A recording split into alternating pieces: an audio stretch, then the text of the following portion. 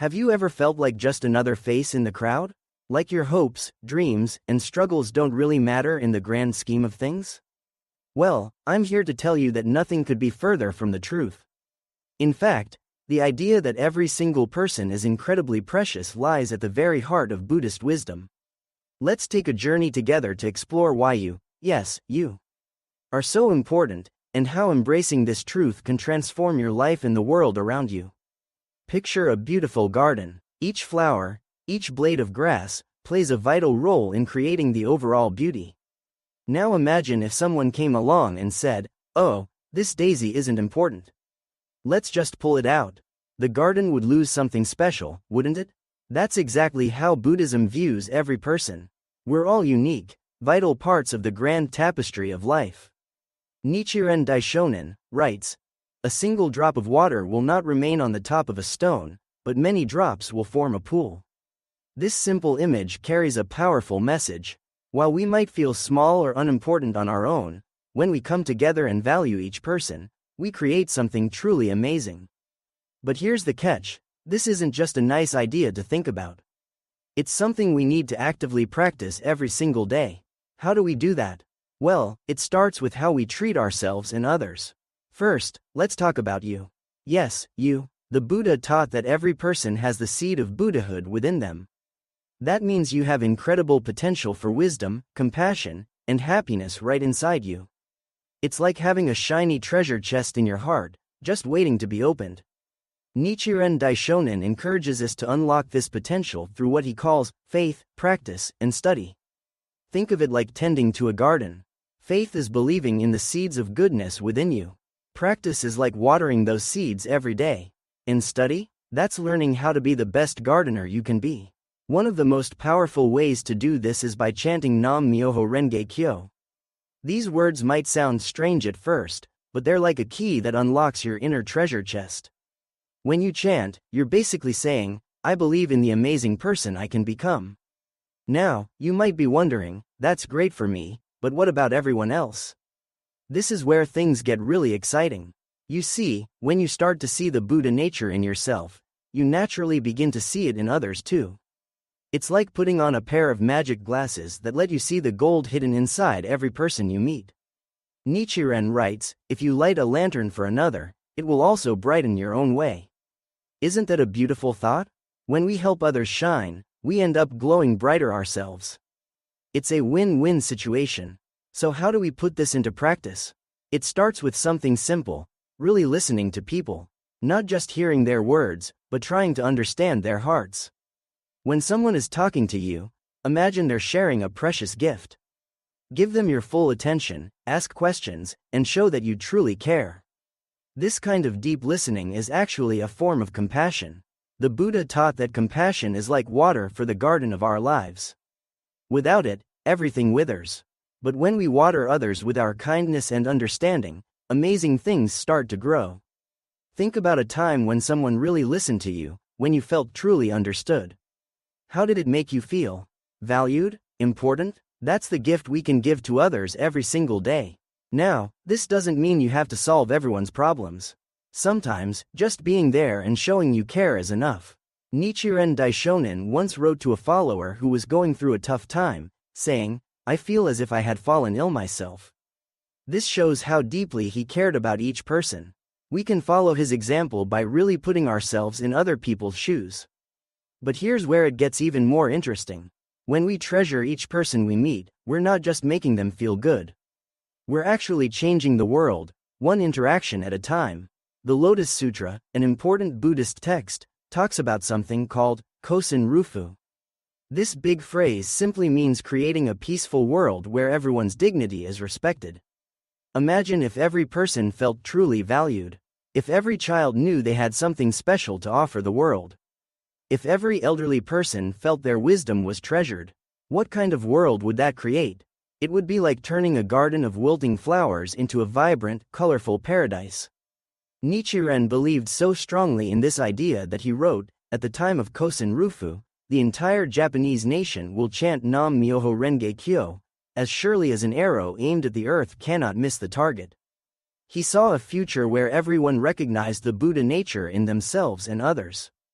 And guess what? We're the ones who can make that vision a reality. But let's be honest, this isn't always easy. Sometimes people are difficult. Sometimes we're tired or frustrated. That's okay. The important thing is to keep trying, one person at a time. Remember, even a tiny pebble can create ripples across an entire pond. There's a story about the Buddha encountering a sick monk who had been neglected by his fellow monks. Without hesitation, the Buddha himself began to care for this man. When asked why he would do such a lowly task, the Buddha simply said, "He who tends the sick tends me." This powerful act showed that no one is too unimportant to receive compassion. We can follow this example in our daily lives. Maybe it's taking a moment to smile at the cashier who looks tired, or calling a friend who's been struggling lately, or even just pausing to really listen to a child's story, no matter how silly it might seem. These small acts of kindness are like planting seeds of happiness that will grow and spread. Now, you might be thinking, this all sounds great, but I'm just one person. How much difference can I really make? Let me share a secret with you.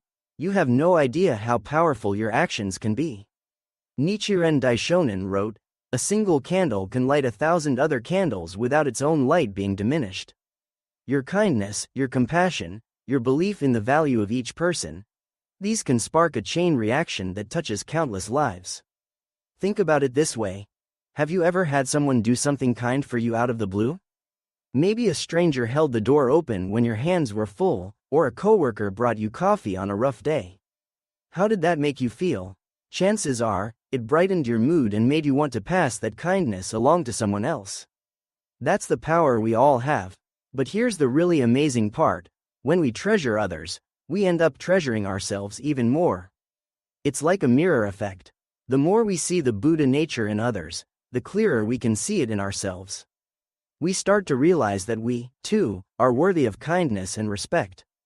This builds our confidence and helps us tap into that incredible potential we talked about earlier.